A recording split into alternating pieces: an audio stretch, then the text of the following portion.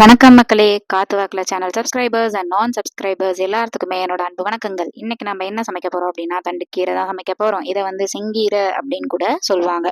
இந்த செங்கீரையை நம்ம எடுத்துக்கிட்டு நல்லா கழுவிக்கோங்க ஃபர்ஸ்ட்.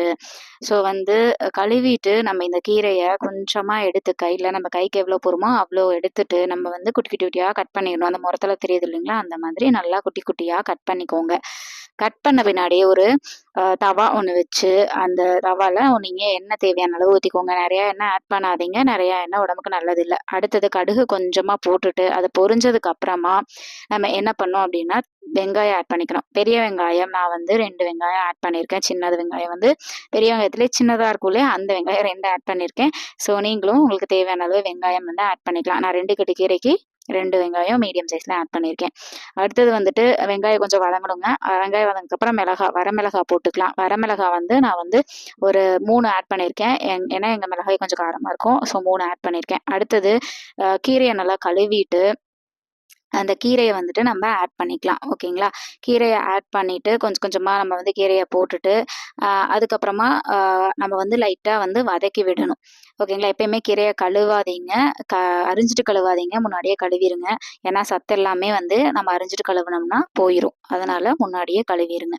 அடுத்தது நான் சொன்ன மாதிரியே கீரையை நல்லா வதக்கி விட்டுட்டு லைட்டாக உப்பு ஆட் பண்ணிக்கோங்க, தேவையான அளவு கல்லுப்பு ஆட் பண்ணிக்கோங்க. ஓகேங்களா, கல்லுப்பு கரைஞ்சிரும், கவலைப்படாதீங்க, கரையாதுன்னு. நல்லா கல்லுப்புனா கொஞ்சம் டேஸ்ட் உங்களுக்கு கொஞ்சம் நல்லாயிருக்கும். நல்லா கிளறி விட்டதுக்கு அப்புறமா லைட்டாக அதுலேயே தண்ணி விடுங்க. அதனால தண்ணிக்கு இது நிறையா ஊற்றிடாதீங்க.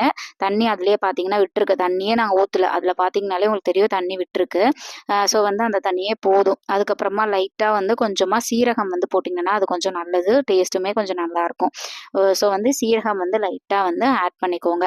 அடுத்தது நம்ம என்ன பண்ணோம் அப்படின்னா சீரகம் ஆட் பண்ணிட்டு லைட்டாக அதை கிளறி விட்டுட்டு தண்ணி கொஞ்சமாக நான் சின்ன டம்ளரில் ஒரு 1/4 டம்ளர் தண்ணி இது பண்ணியிருக்கேன். நீங்கள் கையிலேயே கூட லைட்டாக எடுத்து தெளிச்சு விட்டாலே போதும். தண்ணி அதிகமாக ஊற்றினீங்கன்னா அது சுண்டாது. ஸோ தண்ணி கம்மியாக ஊற்றிட்டு லைட்டாக மூடி வச்சுருங்க. ஒரு 3 நிமிஷம் இருந்தாலே போதும். நல்லாவே வெந்துருங்க.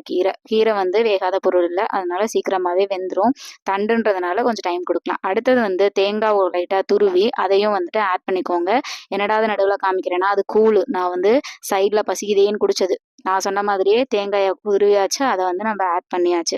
இப்போது நம்ம லைட்டாக கிண்டி விட்டுட்டு கொஞ்சமாக லைட்டாக நல்லா கிண்டி விட்டுட்டு எடுத்து சாப்பிட்டோம் அப்படின்னா டேஸ்ட்டு சும்மா சூப்பராக இருக்குங்க. நீங்களும் கண்டிப்பாக இந்த டிஷ்ஷை வீட்டில் ட்ரை பண்ணி பாருங்கள். பார்த்துட்டு உங்கள் கமெண்ட்ஸை சொல்லுங்கள்.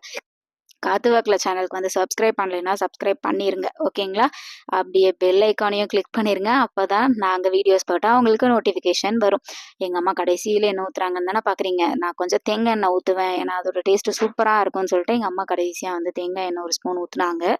ஆனால் அதுக்கப்புறம் அதை டேஸ்ட் பண்ணி பார்த்துட்டு ஒரு வேளை நல்லா இருக்காதோன்னுலாம் நினைக்கல, ஏன்னா எப்பயுமே நல்லா தான் இருக்கும்.